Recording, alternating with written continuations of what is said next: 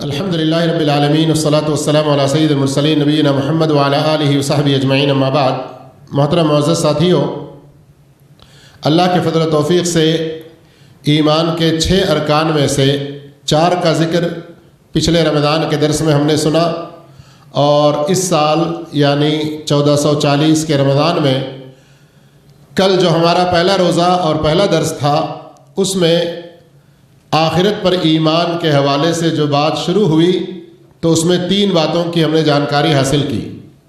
ایک، آخرت پر ایمان کا مفہوم کیا ہے، اس میں کیا چیزیں داخل ہیں۔ دوسرا، آخرت پر ایمان کی اہمیت کیا ہے۔ تیسرا، آخرت پر ایمان کے فائدے کیا ہیں۔ آج اللہ کی توفیق سے بات کو آگے بڑھاتے ہیں، اور آخرت پر ایمان اس میں دوسری بحث، یا یوں کہیے کہ آخرت پر ایمان میں دوسری بات سور میں پھونکا جانا، النفخ فی الصور۔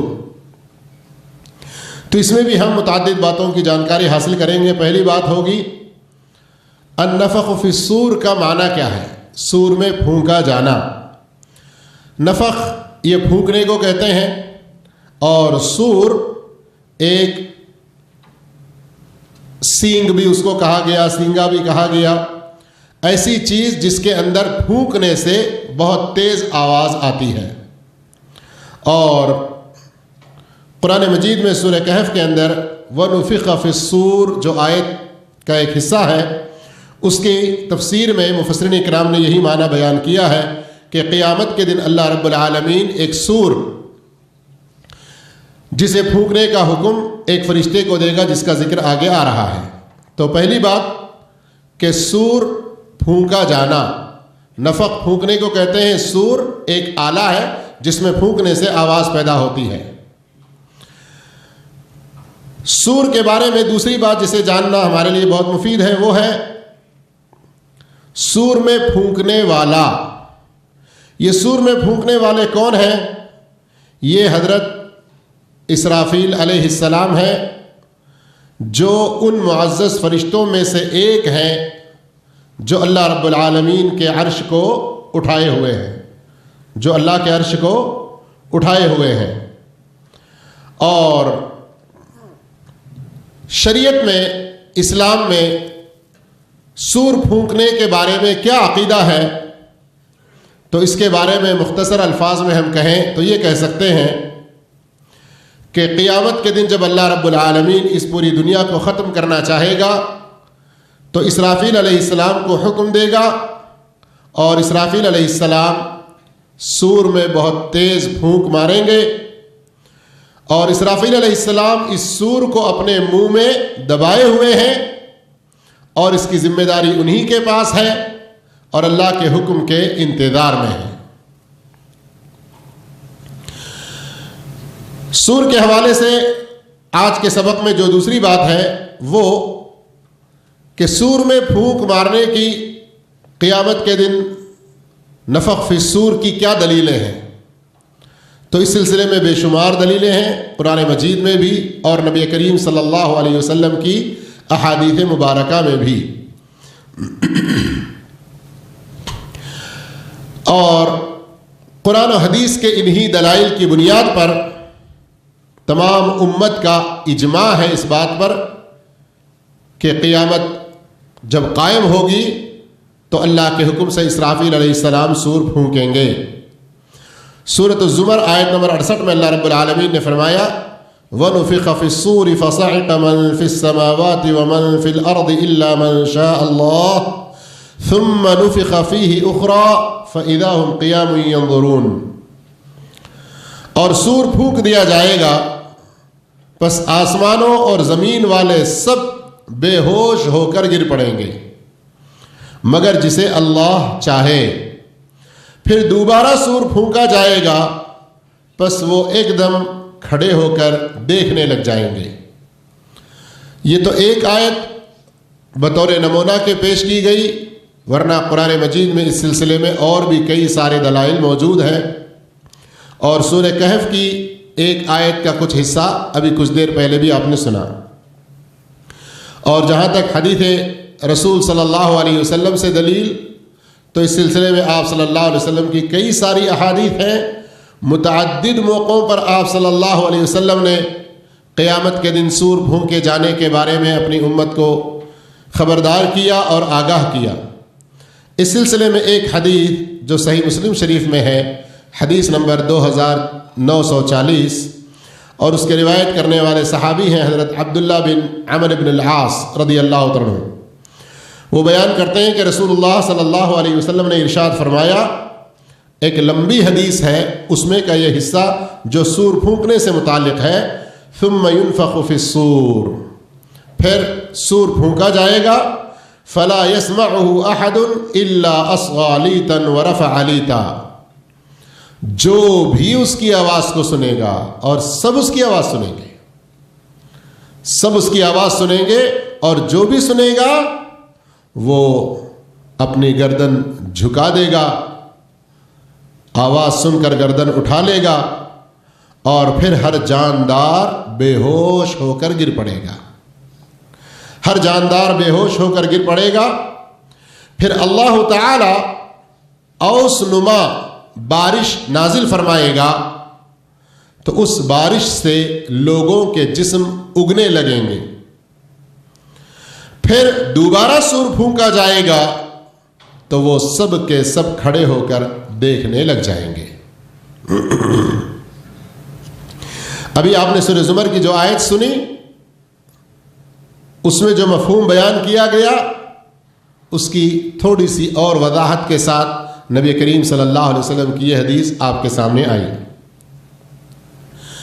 اب سور پھونکنے کے بارے میں تیسری بات کہ سور میں کتنی بار پھونکا جائے گا. سور میں پھونکے جانے کی جو تعداد ہے وہ 2 ہے. کہیں کسی نے پڑھا ہوگا تیسرے کے بارے میں یا سنا ہوگا تو بے چین نہ ہو، اس کا بھی ذکر آگے آ رہا ہے.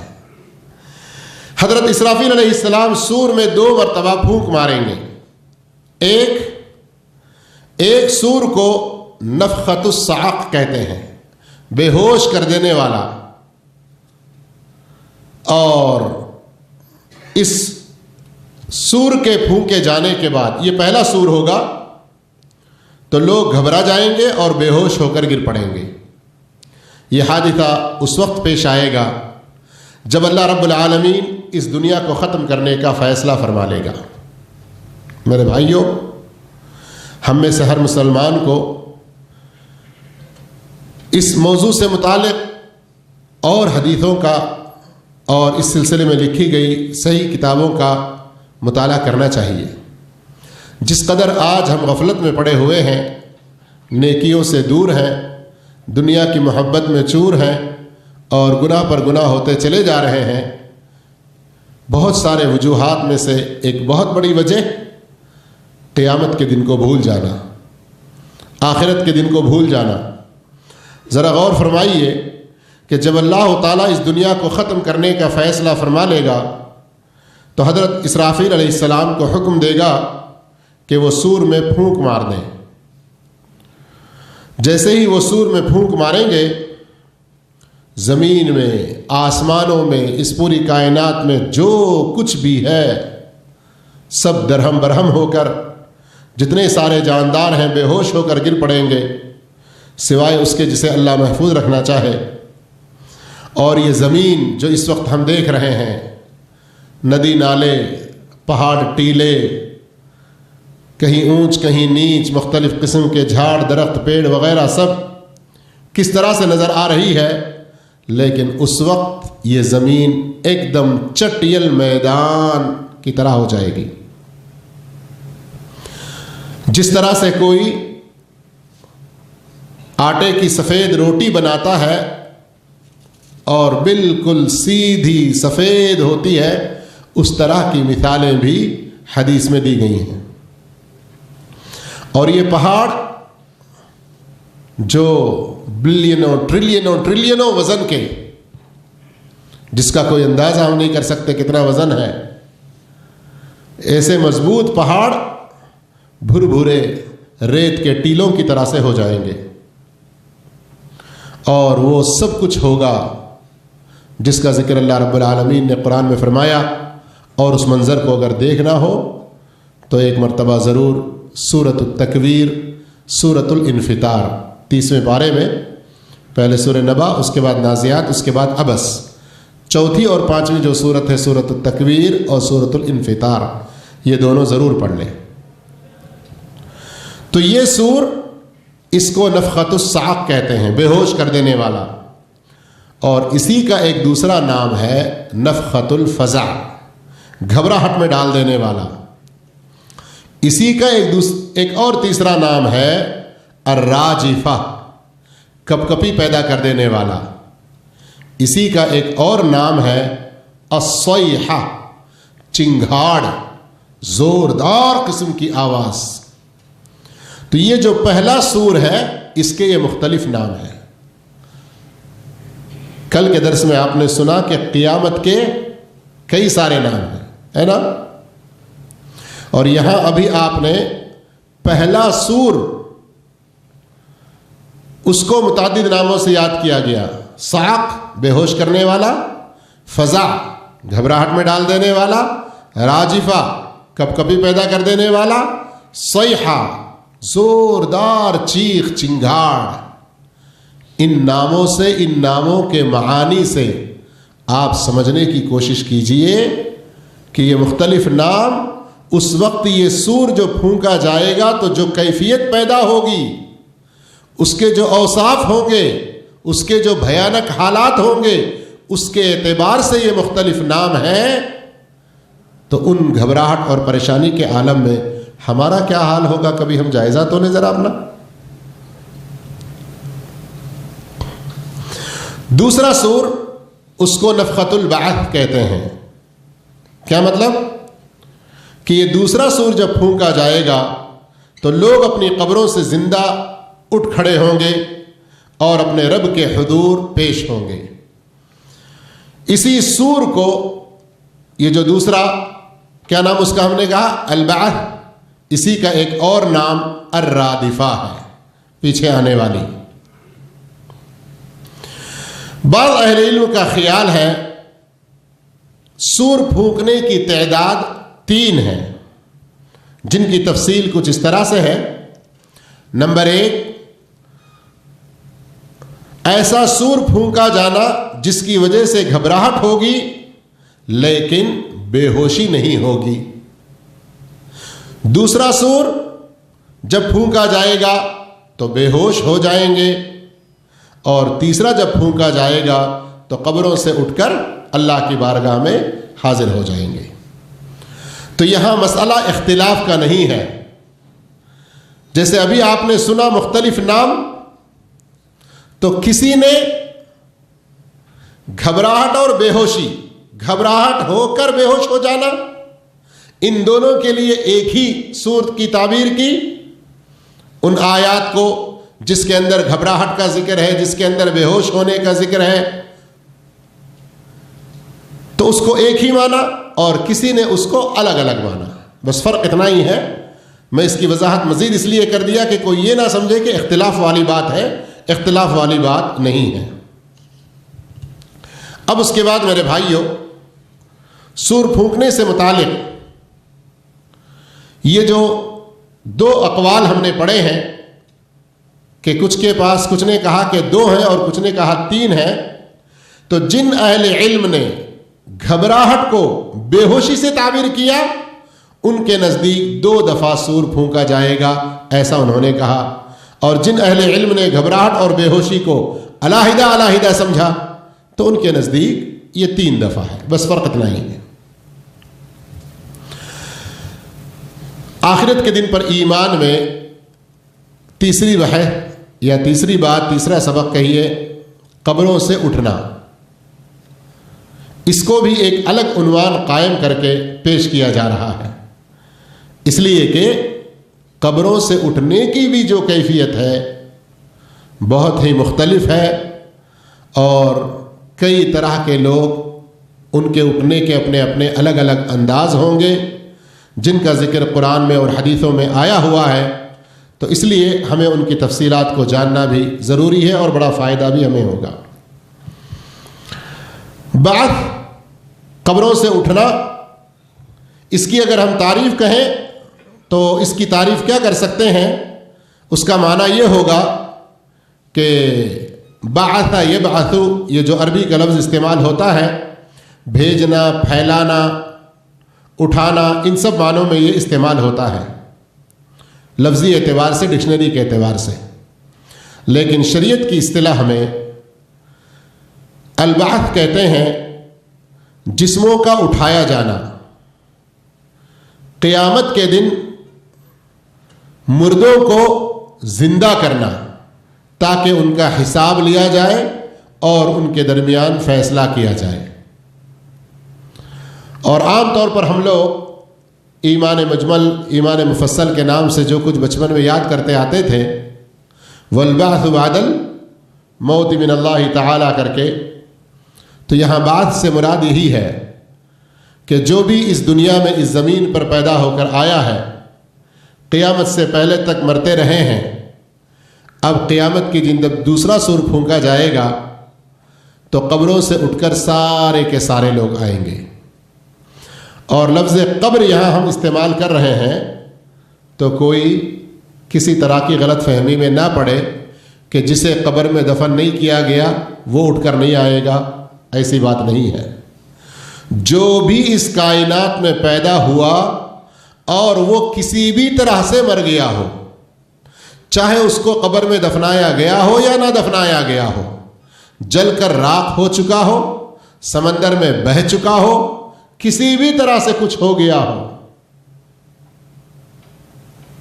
آج کل بعض ایسی مشنریز ہیں کہ اس میں بعض مردوں کو ڈالتے ہیں، ایسی خبر آئی، اور کچھ بھی اس کا نہیں بچتا، اور وہ پورے فیکٹری کی جو بھی ویسٹیج چلی جاتی ہے اسی میں وہ گھل مل کے چلا جاتا ہے. میرے کہنے کا مقصد، انسان جس طرح سے بھی مرا ہو اور اس کے ساتھ جو بھی معاملہ یہاں ہوا ہو اس کی لاش کے ساتھ، چاہے قبر میں دفنایا گیا ہو یا نہ دفنایا گیا ہو، ہر ایک کو اللہ رب العالمین زندہ کرے گا دوبارہ. چونکہ قبر میں دفن کرنا یہ اللہ رب العالمین نے ایک طریقہ بتایا. سب سے پہلے انسان کی جب موت ہوئی اس وقت سے لے کر تمام انبیاء کا یہی طریقہ چلا آ رہا ہے اور اسلام میں یہی طریقہ ہے. اس لیے یہی الفاظ عام طور پر استعمال ہوتے ہیں. اب جیسے کبھی آپ ذکر آئے گا قبر کے عذاب کے بارے میں سنتے ہیں، قبر کی نعمتوں کے بارے میں سنتے ہیں، تو جس آدمی کو دفن نہیں کیا گیا کیا ان کو قبر کا عذاب نہیں ہوگا یا ان کو قبر کی نعمتیں نہیں ملیں گی؟ اگر ایمان والے نیک عمل کرنے والے ہیں تو ضرور، چاہے وہ دفنائے جائیں یا نہ دفنائے جائیں. امید ہے کہ بات سمجھ میں آ گئی. قرآن مجید میں بعثت کے بارے میں، دوبارہ زندہ اٹھائے جانے کے بارے میں بہت سے دلائل ہیں، کتاب اللہ میں بھی اور سنت رسول اللہ صلی اللہ علیہ وسلم میں بھی. اسی لیے اس پر امت کا اجماع ہے اور عقلی طور پر بھی یہ چیز بالکل حقیقت ہے اور کوئی فطرت سلیمہ رکھنے والا اس کا انکار بھی نہیں کر سکتا. اس لیے کہ حکمت کا تقاضا ہے کہ اللہ تعالیٰ اس مخلوق کے اٹھنے کا انتظام کرے تاکہ رسولوں کے ذریعے ان تک جو احکام پہنچ چکے ہیں ان پر ان کا بدلہ دیا جائے. اللہ رب العالمین نے قرآن مجید میں فرمایا، افحسبتم انما خلقناکم عبثا وانکم الینا لا ترجعون، کیا تم یہ گمان کیے ہوئے ہو کہ ہم نے تمہیں یوں ہی بیکار پیدا کیا اور یہ کہ تم ہماری طرف لوٹا ہی نہ جاؤ گے؟ تم ایسا خیال کرتے ہو تو یہ تمہارا خیال غلط ہے. اسی طرح اللہ رب العالمین نے فرمایا، ثم انکم بعد ذلک لمیتون ثم انکم یوم القیامت تبعثون. انسان کی پیدائش کا سلسلے وار جو طریقہ ہے اس کا ذکر فرمایا سورۃ المؤمنون کے شروع میں. پھر آیت نمبر 15 میں فرماتا ہے کہ اس کے بعد پھر تم سب یقیناً مر جانے والے ہو، پھر قیامت کے دن بلا شبہ تم سب اٹھائے جاؤ گے. تو اس طرح سے میرے بھائیو قرآن مجید میں بہت سارے دلائل ہیں.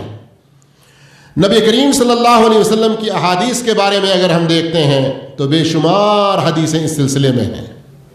صرف ایک حدیث پر ہم اکتفا کریں گے. صحیح بخاری اور صحیح مسلم کی حدیث ہے. اللہ کے رسول صلی اللہ علیہ وسلم نے فرمایا قیامت کے روز تم لوگ ننگے پاؤں اور بے ختنہ اٹھائے جاؤ گے. قیامت کے روز لوگوں کو ننگے پاؤں اٹھایا جائے گا اور بغیر ختنے کے اٹھایا جائے گا. اور اگر ہم قرآن اور حدیث کی دلائل کو ذکر کرنا شروع کریں تو میرے بھائیوں بہت لمبا وقت ہوگا، اور اسی پر ہم اکتفا کرتے ہیں دلائل کے حوالے سے. لیکن قبروں سے اٹھائے جانے کے بارے میں آج کے درس میں بات پوری نہیں ہو پائے گی، اسی لیے آگے کا جو حصہ ہے وہ انشاءاللہ کل کے درس میں ہم سننے کی کوشش کریں گے. اللہ عز و جل سے دعا ہے کہ اللہ تعالی ہم سب کو نیک توفیق عطا فرمائے، اور آخرت پر ایمان کے حوالے سے قرآن و حدیث کی سچی تعلیمات حاصل کر کے ویسا ہی ایمان اختیار کر کے اور اس آخرت کی تیاری کرنے کی توفیق عطا فرمائے. جزاکم اللہ خیرا. والسلام علیکم ورحمۃ اللہ وبرکاتہ.